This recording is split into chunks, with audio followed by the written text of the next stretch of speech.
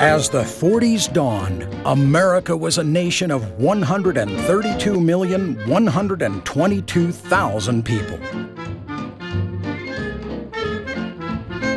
Minimum wage, 43 cents per hour.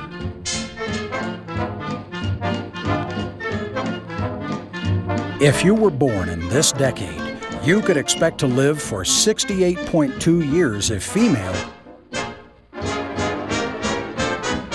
and 60.8 if you were a man. Your parents would have been part of what has been called the greatest generation. If you were born in the first part of the decade, you're a war baby. A member of the Beat generation. If you were born in the second half of the decade, you are part of the most significant group of Americans in the 21st century, the baby boomers. Cars were everywhere, and gas cost 15 cents a gallon.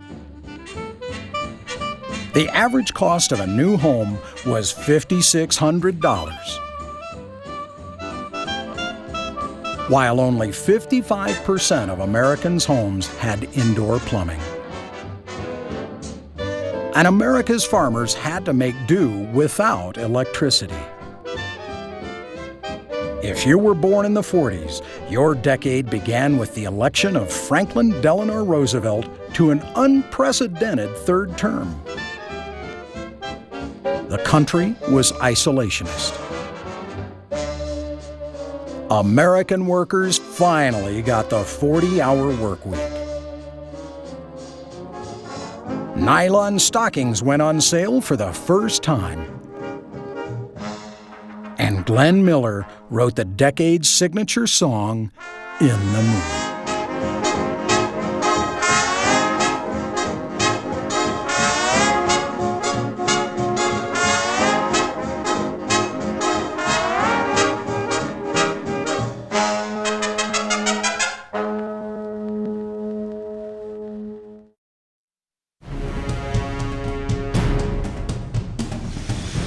In the 40s, no one event defined the decade more than World War II.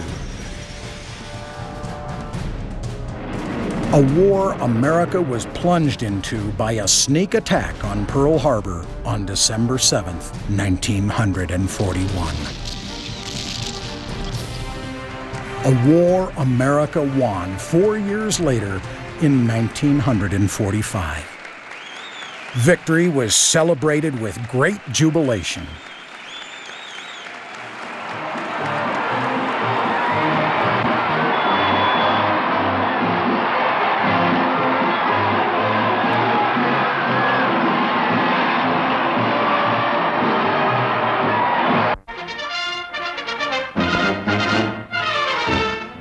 The day of days for America and her allies. Crowds before the White House await the announcement from the President that the Japs have surrendered unconditionally. America was now ready to let loose and enjoy life.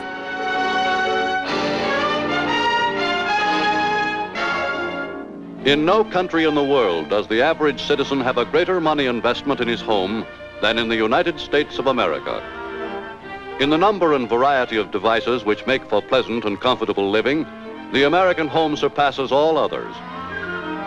Every year, resourceful industrialists and gadgeteers bestow upon the housewife more appliances calculated to make her work easy and provide leisure for her and her family. But in spending this leisure, many American families like nothing better than to get away as promptly as possible from home and all its comforts. Number one means of escape from the hearthside is the automobile.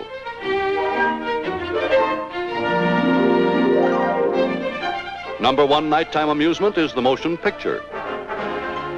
More than 50 million U.S. citizens, regular moviegoers, pay into the nation's box office nearly $2 billion a year.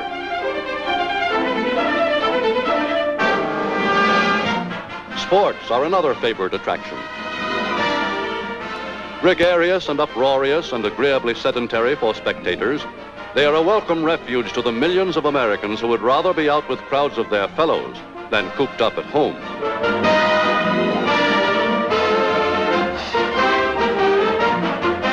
More and more, sports in which amateurs can exhibit their prowess have become a social activity for the whole family.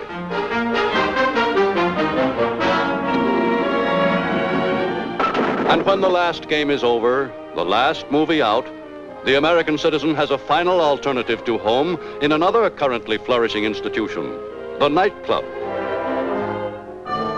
Throughout the United States, there are about 70,000 night spots, and today their major problem is less how to attract customers than how to make room for all those trying to get in. If you were born in the 40s, you welcomed in the first decade of mass communication. 82 of every 100 Americans owned a radio. Celebrities like Jack Benny, Edgar Bergen, and Walter Winchell ruled the airwaves. And your hit parade was king.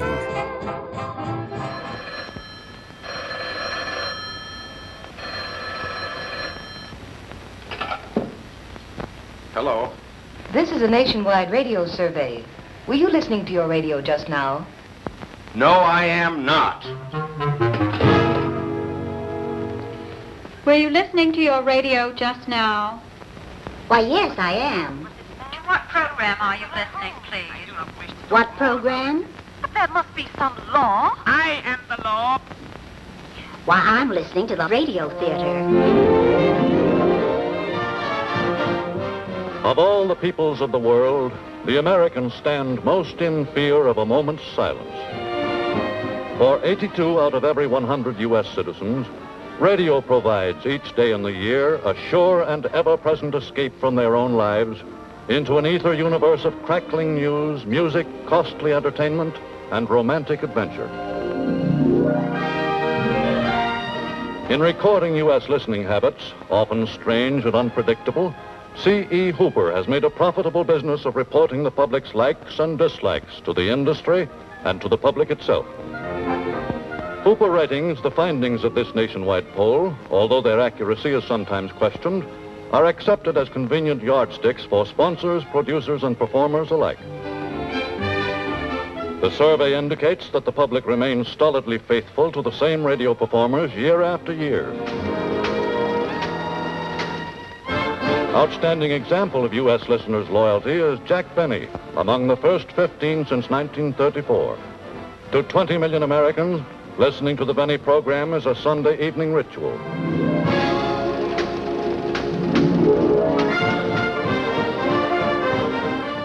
Consistently high in the public favor, troopers Fibber McGee and Molly first brought their homespun humor to the air in 1927. Sure, will attribute my air raid warden's helmet, Molly. I wouldn't know where to look for it, dearie. Oh, I know where it is. It's right here in the hall closet. Oh, no, no.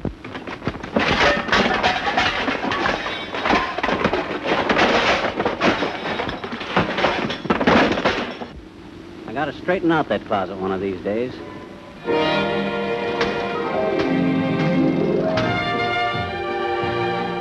With Americans of all ages, quick-witted Bob Hope has built a solid reputation during the past 12 years as one of radio's top-ranking entertainers.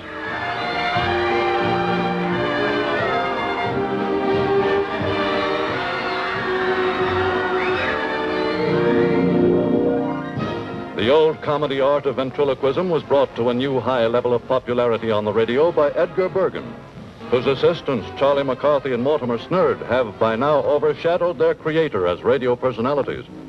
How does the show look for Sunday, Bergen? Well, I have part of the script here. Yeah? I'm explaining sound waves to you. You are? Now, when you throw a stone in a pool, what do you see going in all directions? Frogs? No. You saw waves. Now, don't tell me what I saw. If they weren't frogs, I hope they're croaked. You saw waves. I not only saw frogs, but I eat them for dinner. No. What do you think, Bill? Well, we might tighten it up a little. Yeah, tighten it up, yeah. And then throw it out.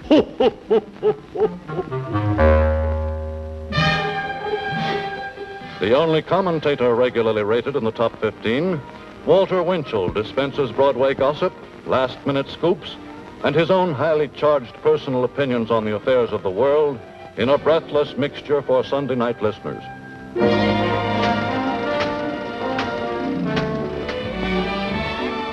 One of the most adult of the top favorites, veteran showman Fred Allen lampoons any subject, even radio itself. Tell me, Mr. Moody, what are your feelings about the radio?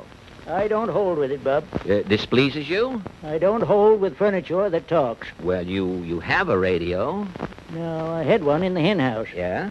One day, all the hen's nests would be empty. Uh-huh. Next day, every nest would have 2 eggs into it. You mean? The hens was listening to Double or Nothing. Yeah. Oh. In furnishing the American public its listening fare, the 400 independent stations and the 1,000 network-affiliated stations alike are able to exist for only one reason, the advertising of commercial products. Spending an average $400 million yearly, American industry sponsors more than half of all U.S. radio programs. In putting any program on the air, it is difficult but still necessary to please many people. Say, instead of that, why don't we have the closet door pushed shut by the cat? The cat? The sponsor would never go for that. Don't you know he's allergic to cats? And dogs and canaries, for that matter. Well, how about having the girlfriend stick around till midnight and accidentally push the door shut? Till midnight? Don't be silly. The network wouldn't let us have the guy and his girl alone in the house that late at night. Why, they're not even engaged.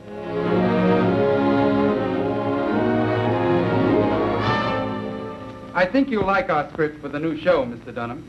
If you don't mind, I'd like to hear that commercial first. Certainly, Mr. Dunham, with pleasure. Girls, will you give us the new commercial? And don't forget that tempo. Consolidated sardines, America's delight. Have a rich, tangy flavor with plenty of bite. Consolidated sardines are packed twice as tight. So eat consolidated, can't eat consolidated. Treat your stomach right. That sounds pretty good. But couldn't you work in the name of the product just a little more? The sponsor exerts virtually complete control over what the public hears, having the power to select the program he wants, to pick the hour for the broadcast, and to eliminate whatever material he dislikes. Yet for every $2 the sponsor spends, the listening public spends $3 on radio sets, repairs, and electric current. And since the airways are considered public property, the Federal Communications Commission is charged with the responsibility of protecting the people's interest. The FCC has the authority to grant or refuse licenses for broadcasting stations, based mainly on available wavelengths. And each 3 years, every U.S. station must apply to the Commission for license renewal. But throughout its 13-year history, the FCC rejected renewal applications only 4 times, while flagrant cases of transgressions against good taste and program balance continued unchecked. Pointing out radio's failure to live up to its obligation to the public, an FCC report indicates that most U.S. stations heavily overload their airtime with commercials.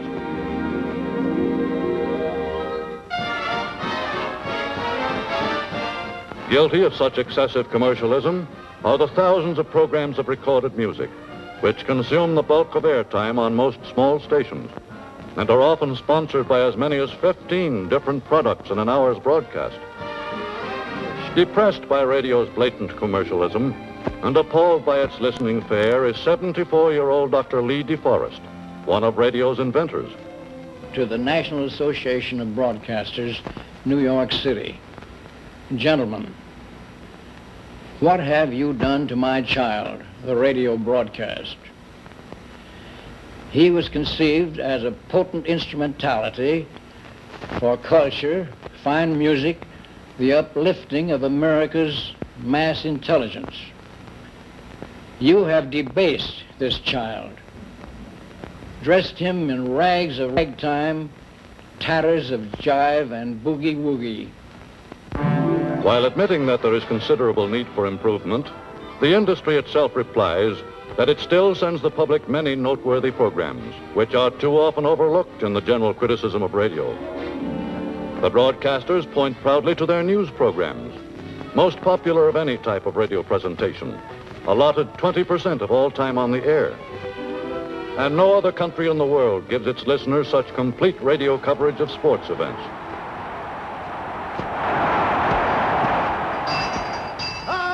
Meeting tonight from New York City. What should we do about Germany now? Meeting tonight! As an example of radio's commendable features, the broadcasters refer to their discussion programs, where serious controversial subjects are openly debated before a nationwide audience. First of all, however, Mr. Arnold, you're making me say something that I never dreamed of saying. You're saying that I'm trying under the old leadership to reestablish German industry. My God, I've been living under the Nazis so long that I think I'm a little more allergic to them than you are. Judge Arnold wants to get in on this here. Judge Arnold? I don't think, Mr. Lochner, that you realize that you're setting up Germany under the old leadership, but that's the tragedy of it. That is what you're doing. The public, represented by the studio audience, can have an active voice in the discussion. My question is directed to Mr. Schreier. Mr. Schreier, how can the world be assured of a peaceful Germany? I think one of our principal problems now in handling the German question is to carry out ruthlessly and honestly our denazification policy.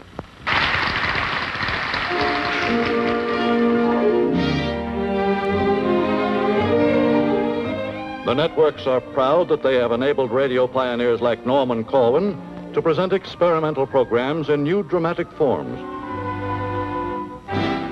The documentary technique has been applied effectively in offering striking broadcasts on subjects of widespread interest. Such documentary coverage from the Library of Congress permitted the public to hear a broadcast at the unsealing of a collection of Lincoln's papers by the foremost Lincoln scholars. And Mr. Sandberg, in our specific problems of the present time, what do you think would have been Mr. Lincoln's policy and attitude? We can speculate, guess, surmise on some one dominant quality. I'd say that if today he sat as a counselor of the United Nations, he'd stress above all the quality of patience. Under all shifts of events and changes of circumstance, patience.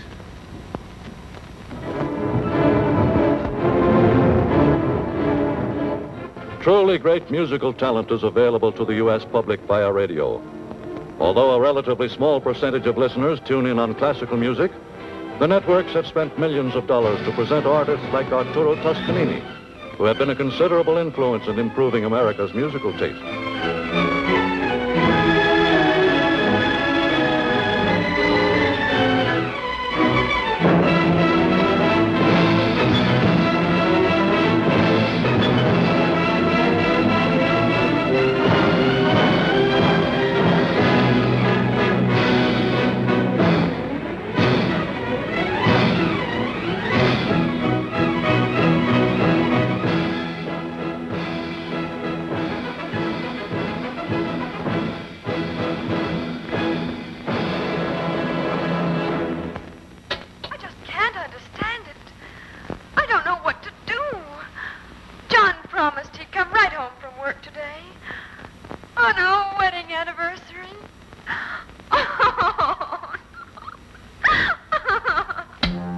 Among the most articulate of radio's critics is the New York Herald Tribune's John Crosby, whose thoughtful column reflects a tolerant concern for radio's future. There are more violent extremes of good and bad in radio than any other popular art. The best of it is wonderful. The worst of it is moronic. The trouble is the bad programs outnumber the good ones about 20 to 1. So long as the advertiser runs the show, it'll always be that way. The broadcasters don't own their own souls. There's little hope for radio until they do. Oh, well. Radio's only 27 years old. If it doesn't improve within the next 27 years, it'll be time for all of us to get really angry.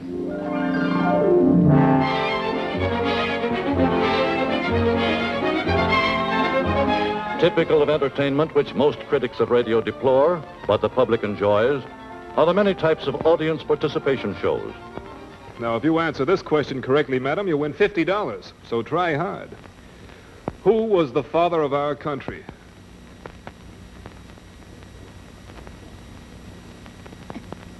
Could you repeat the question, please? Why, certainly. Who was the father of our country? What is the capital of the United States?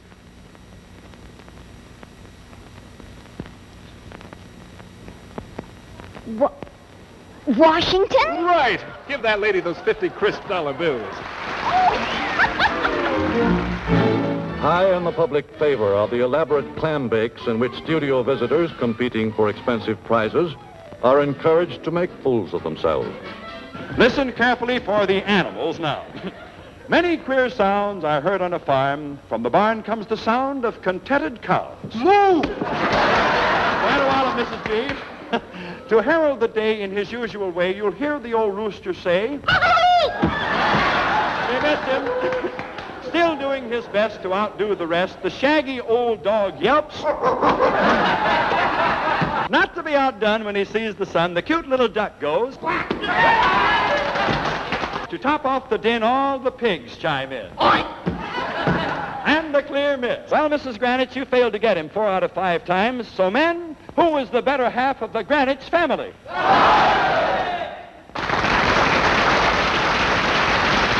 Congratulations, Mr. Granach. The title of the better half of the family goes to you, and along with it, that beautiful big radio-phonograph combination.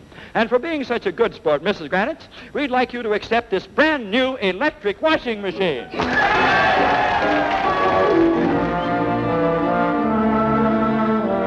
Most criticized of any type of program on the air today is the soap opera, which eats up 48% of daylight airtime. To all critics, the radio industry replies that 20 million housewives can't be wrong. Irene, that's the way it is. But, John, how could you deceive me like this? Doesn't our marriage mean anything to you?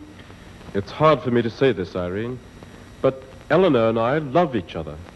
You should know, Mrs. Black, that love matters more than anything else.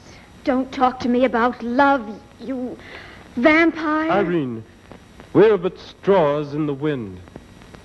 I shall leave you two to talk this out.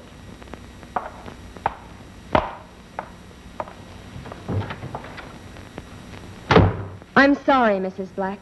There's no use talking. You must give him up.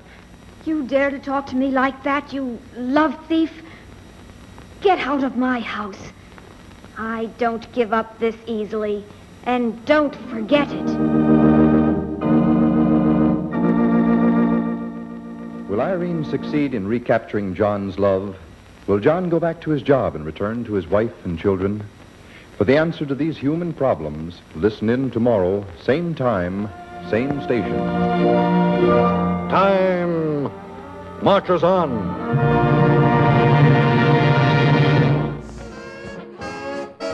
As the decade of the 40s was ushered in, big band music was king. Everybody was out dancing to Glen Miller, Tommy Dorsey, Duke Ellington, and Benny Goodman. Followed by the first of the modern dancing fads, the jitterbug. The decade ended with bebop jazz, a precursor to rock and roll.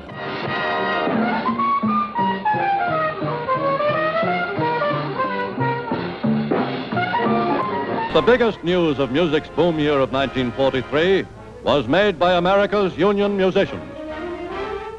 As first move in a campaign to share fully in the profits of every commercial use of recorded music, the American Federation of Musicians, an AFL union, forbade its members to perform for any recording company. Mastermind of the musicians' revolt was James Caesar Petrillo, president of the AFM. who in a few short months found himself the target of an unprecedented barrage of public criticism and became to many the symbol of a labor czar, unbridled and irresponsible. But to the 138,000 members of some 800 local unions over which he had full sway, Petrillo was fighting to remedy an old evil. In the days when there were vaudeville theaters in every town, each with its pit band, there were jobs for thousands of musicians. But vaudeville's decline and the talking picture brought them mass technological unemployment. Once the restaurants and beer gardens of the nation all had their orchestras, but the mechanical jukeboxes drove them out of work, while the making of jukebox records brought employment for only the few hundred men in top name bands. Declaring war upon the radio and recording industries, Petrillo demanded that royalties be paid to a union unemployment fund for every recording sold, and that there be a wider use of flesh and blood musicians in those radio stations which had long depended on canned programs. Fighting these demands, which they feared would put many small radio stations out of business, their united front was finally broken, as all but two of the biggest recording companies agreed to Petrillo's terms. The recent contracts which we have negotiated with the recording companies will bring into the Federation Treasury approximately $3 million per year. This fund will not be used for any other purpose but for the advancement of musical culture.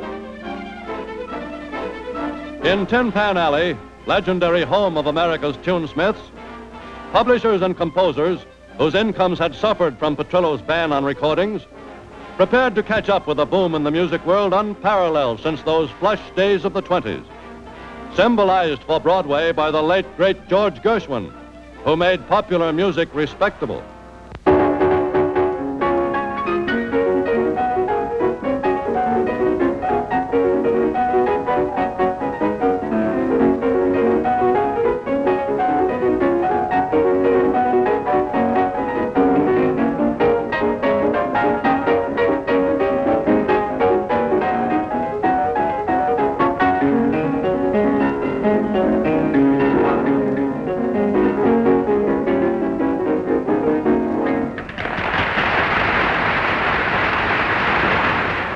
Though today the American Society of Composers, Authors, and Publishers is presided over by a man who himself writes long-haired music, the composer and critic Deems Taylor, its main revenues are still derived in war as in peace from the performance of popular songs. And as always, the success of a popular tune depends on the song plugger's ability to wangle it into the repertory of a star, such as radio's Perry Como. Let's try a few bars of it anyway, Billy. See what happens.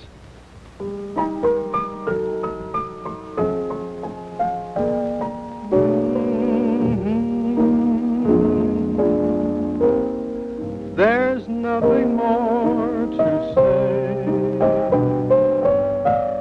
We've had our lovely day and lovely night times two.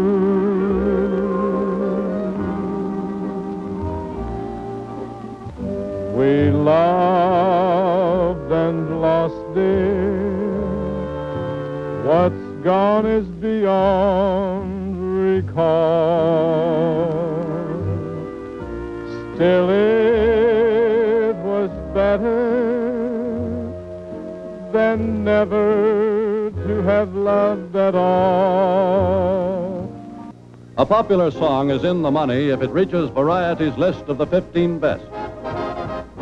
But a tune is tops when it can find its way into radio's hit parade, a program which, since America went to war, has reflected radio's desire to gratify the taste of men in uniform.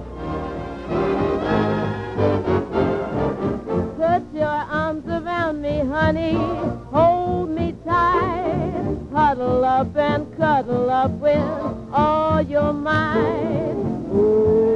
Oh, won't you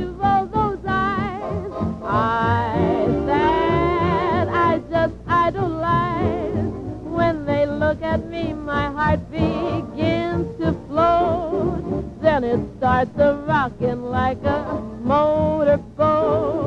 Oh, I never knew any boy like you.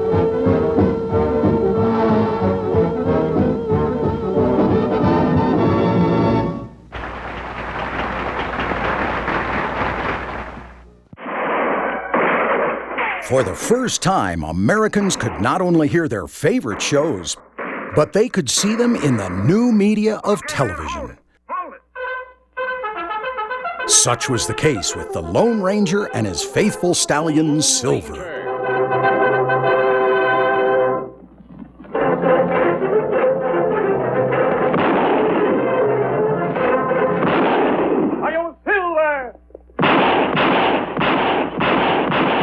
Fiery horse with the speed of light, a cloud of dust, and a hearty Hi-Yo Silver, the Lone Ranger. This is a story of one of the most mysterious characters to appear in the early days of the West. He was a fabulous individual, a man whose presence brought fear to the lawless and hope to those who wanted to make this frontier land their home. He was known as the Lone Ranger. And at last, American viewers could see the antics of the hilarious Ed Wynn, who featured guest stars such as Buster Keaton.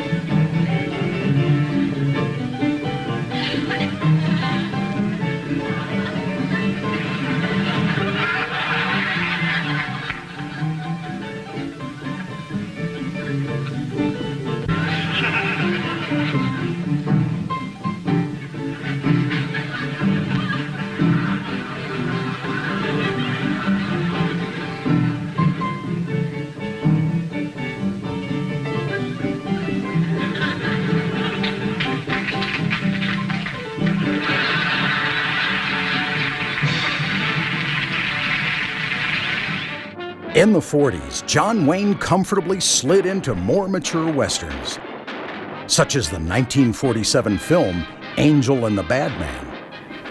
I had them dead to rights. They got the Baker stage. So I figured I'd watch the ruckus. You down them, and I'd hang you. Sorta killing 3 hawks with 1 stone, so to speak. And nothing ever works out right. Well, I missed you getting for it. But I'm patient. It's only a matter of time and I hang you. Not me, mister. From now on, I'm a farmer.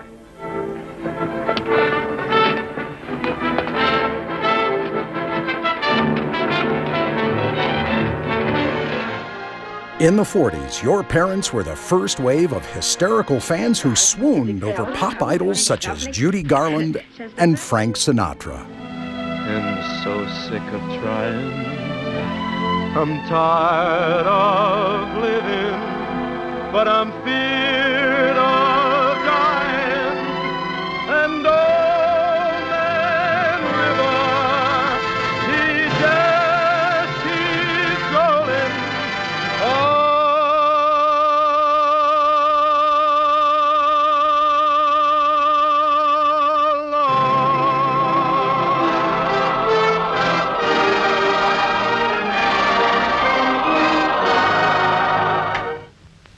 So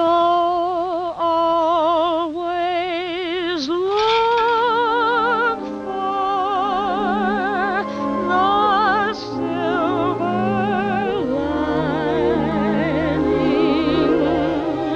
and try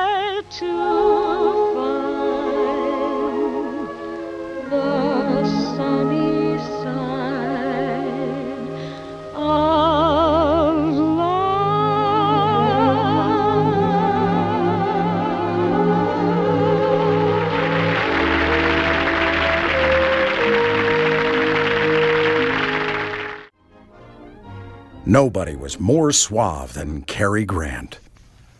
Well, what are you going to do? Get the governor on the phone. I can't. Why not? Can't locate him. He's out fishing. How many places to fish are there? Well, at least two, the Atlantic and Pacific. All right, that simplifies it, doesn't it? Oh, Get him on the phone. And tell him what? Quiet, Duffy. He's thinking. Tell him if you're Repriever Williams, we'll support him for senator. What? Tell him the Morning Post will be behind him, hook, line, and sinker. But you can't do that. Why not? Because we've been a Democratic paper for over 20 years. All right, after we get the reprieve, we'll be Democratic again. Oh, now, go on, Duffy, get going. Remember, the Morning Post expects every city editor to do his duty. You two, Louis, get out of here. Okay, boy.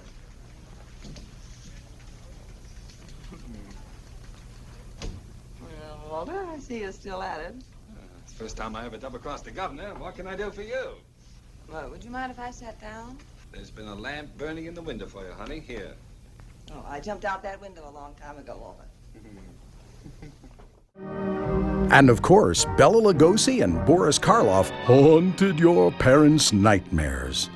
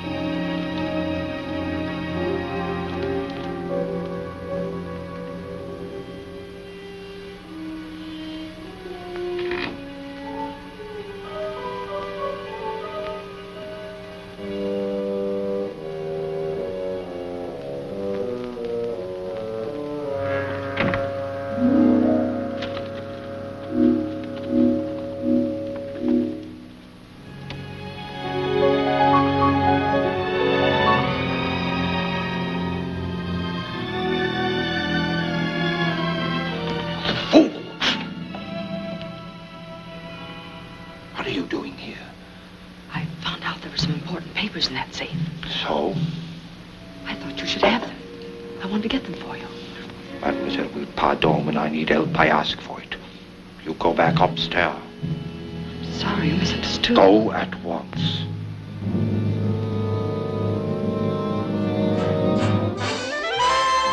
In the 40s, the big stories in American science and technology were the invention of plastics and the transistor. The 1940s invention of the transistor transformed electrical power. Smaller and more efficient, the transistor allowed manufacturers to remake the American home for consumers.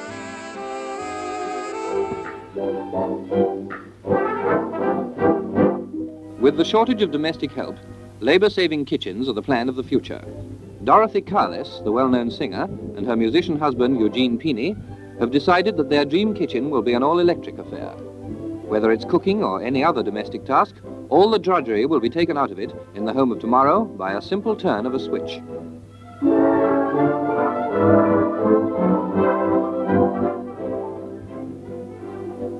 No hard labor about this kitchen. None of those back-breaking jobs that made the old-fashioned home a place of slavery.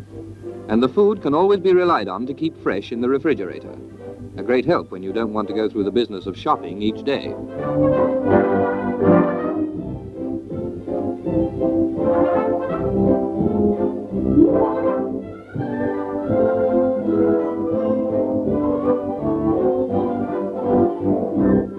An electric washer takes away that Monday morning feeling where housewives are concerned. No more rubbing boards and washerwoman's hands when a gadget like this can do it all for you. And when it comes to mangling, there's none of that arm-aching business of pushing round the old handle, trying to squeeze the washing through the rollers by brute force, and often putting your fingers through as well.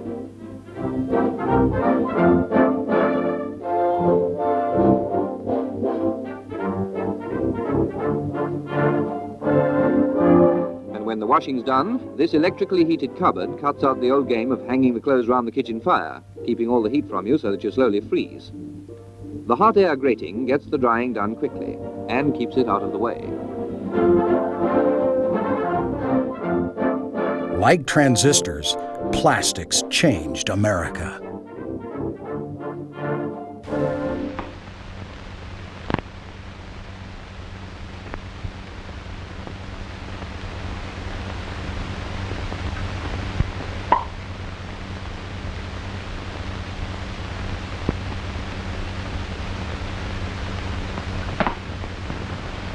Hey, what gives here? Shower-proof dresses? Putty that bounces? What is this?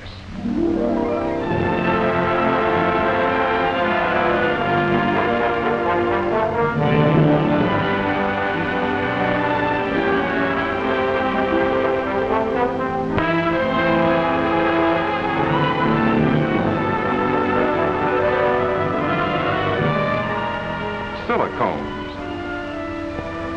Silicones are a remarkable recent development, a great step forward in the science of chemistry. Now, the atoms that make up all materials are so infinitesimally tiny that even with man's most powerful microscope, they cannot actually be seen. But for illustration, we can join certain atoms together to form a typical or symbolized molecule of the kind that makes up the ordinary organic substances we've known and used for many years. Notice that the carbon atom forms the backbone of these ordinary materials. One form of carbon is coal, and coal, of course, burns very easily. So when science wanted to find new synthetic materials that would have the desirable properties of older materials, but would not burn easily, they made use of common sand, the silicon and oxygen that makes up more than 3/4 of the Earth's crust. So by replacing the carbon atoms in our typical molecule with silicon atoms, an entirely new field of industry was created, with a basic chemistry all its own, the silicones industry. But eventually the materials come out ready for further processing into many forms of silicone products: oils, resins, greases, rubber, molded plastics, complex compounds for making life simpler. Because silicone fluid, for instance, will withstand a lot of heat, it makes possible a dependable lubricant for the automatic cooking timer and for the clock on the range. Because it stays resilient under extremes of heat and cold, silicone rubber makes a better gasket for use on a pressure cooker. And it's used to cushion and weather strip this double-glazed window.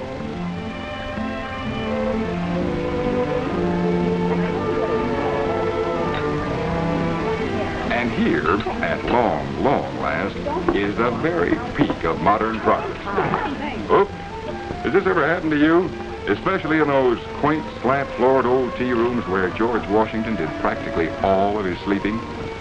Well, finally, the era of the rickety, tippy tea table is over, thanks to a new furniture leveling device in which a simple spring and a little cup of silicone putty automatically level any piece of furniture. Now, even in those adobe lunchrooms in the West, the kind where you get red-hot chili and chili red-hots, your table will stand staunch, well-balanced, firm, and graceful.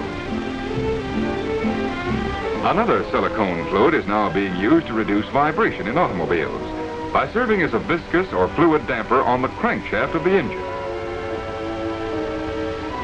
In the world of sport, a new silicone center is being put into golf balls. This new center, along with a new type of winding, will add distance and bounce to your... Well, anyway, a silicone-centered ball will give you a little more yardage. Another form of the material can be used to improve windshield visibility and to repel water and moisture on camera lenses and other optical equipment. The silicones have brought improvements in the field of medicine, too. Because the inside of this hypodermic syringe has been silicone treated, the clotting time of the blood sample is extended, so better blood tests can be made. And the so-called bouncing putty is valuable in therapeutics.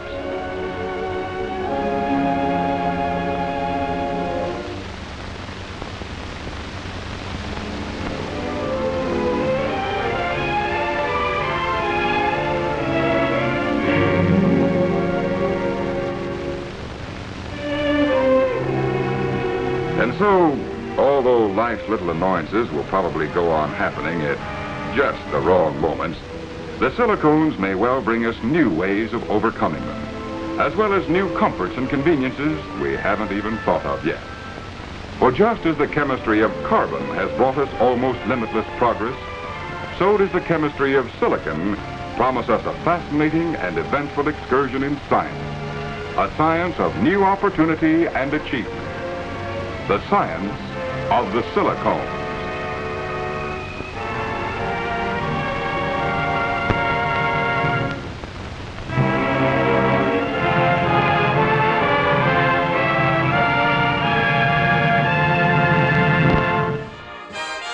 With the war over, if you were born in the 40s, your parents, for the first time since the roaring 20s, could buy luxury items and a bevy of clothes.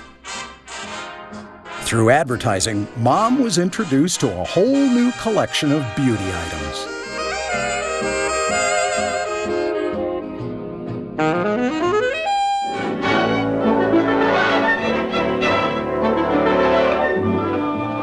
In the past 4 years, some 6 million American men have seen more of the women of foreign lands than they have of their own American sisters, wives, and sweethearts.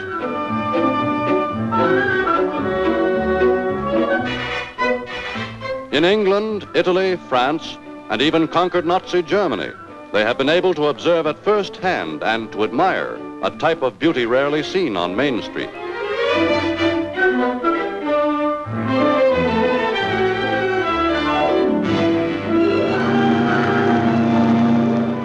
But as Europe recedes in memory, the soldiers' thoughts turn home again. Where was this Pete? She lived on a farm near Munich. Not bad for a German girl. Yeah, she's okay. There's a picture of my girl from home. Say, she's all right. I haven't seen her in 3 years. I wonder what she looks like now. But while their men have been away, American women have not been standing idly by. And the first sight that the returning veteran sees should banish any doubts he may have as to the attractiveness of American girls. For while the veteran has been fighting on foreign fronts, American women have been carrying on a secular struggle of their own at home, the age-old battle for beauty.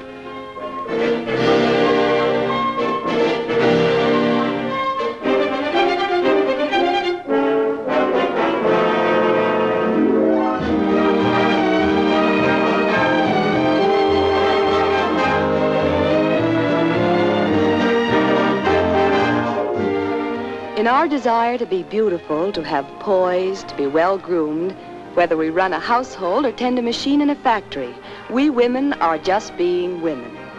But in America, we think we have a little head start on the women of other countries because we believe that the basis of beauty is health, and that health comes from a combination of sunshine, fresh air, and exercise.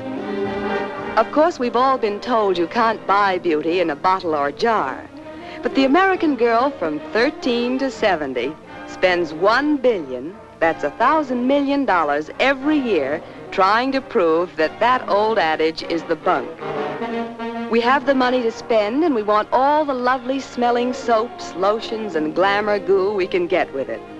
And even if we didn't have all that money we're spending now, we still have to have those soul-satisfying scents and these elevating elixirs. What we pay for our cosmetics is simply an index to our tastes, our pocketbooks, and our environment. Our egos are best nourished by a well-placed investment in real luxury goods, what you might call discreetly conspicuous waste. But in any store in America where a woman might go to buy a turnip or a tumbler, there's always something for sale to make her more beautiful. My hair curls just like natural when I take off the curler. 2 for 15 cents, and half a dozen will make you look like you dreamed about.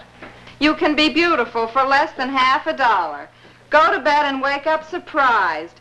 It's real magic. 2 on a card for only 15 cents.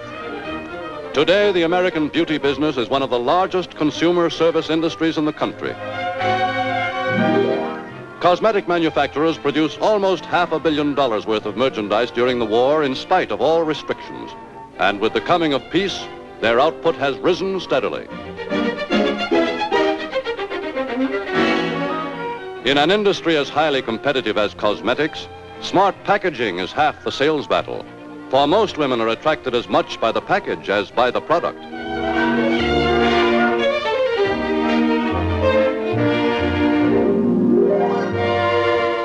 The makers of toilet goods spend over $50 million a year in advertising to give their products the right suggestion of allure and luxury. Advertising artists, like the famed Eric, who have mastered the glamorous style, can write their own ticket.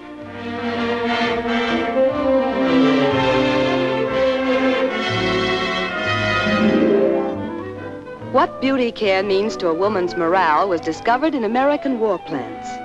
Even shipyards had to install beauty shops for their girl workers. Efficiency went up 10 to 15%, and absenteeism went down. When a woman looks her best, she is likely to do her best, whether at work or at play.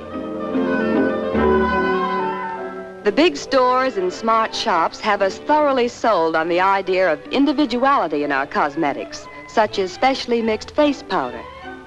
It costs more, of course, but we can be sure it's just for us. To acquire a well-shaped mouth, we sometimes need an expert's artistic touch, and every woman has her troubles with mascara.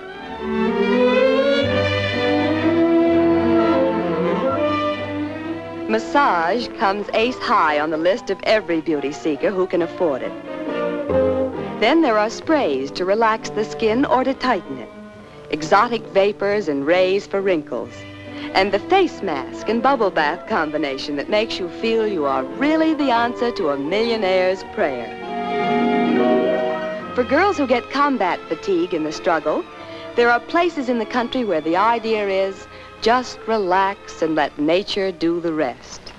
Ladies, we believe the path to beauty is by rest, complete relaxation. We have nothing to sell at Sunshine Terrace but rest. It is better if you do not call your husband or sweethearts on the phone or have any other emotional experience that will upset your complete relaxation. Rest, and the rest comes easy. Are we agreed?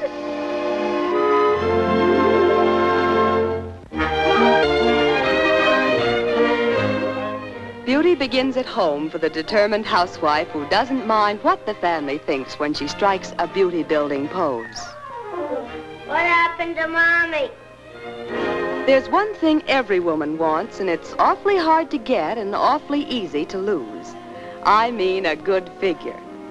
A perfect figure is something that very few of us ever achieve. But even good lines are helped and preserved by a nice, snug little girdle.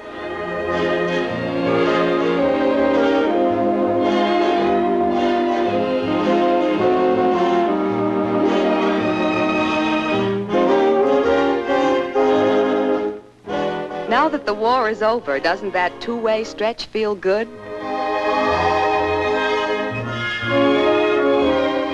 For some of us, it's just a bit too late. There's no way to lick inflation when it goes too far.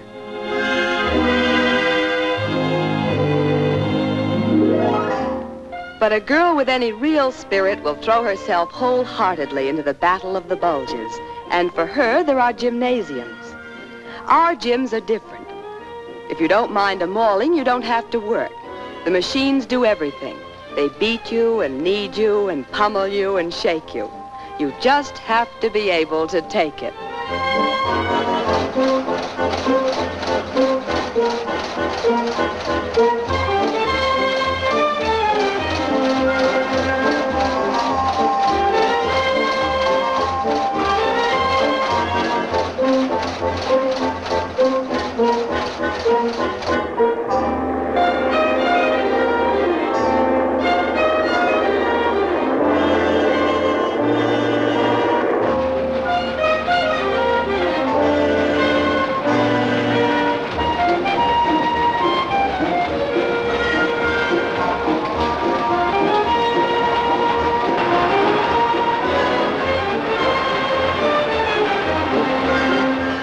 If machine-age methods don't do the trick, there is always something more aesthetic. Now let's do the rocking exercise to reduce the hips, buttocks, and thighs. Watch it first, please. Right, left, let's begin. And over.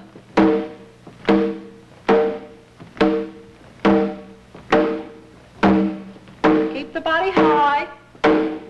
Now let's do the exercise for slimming the waist with live line above the head. Travel forward, 10 counts forward, 10 back. Let's begin. And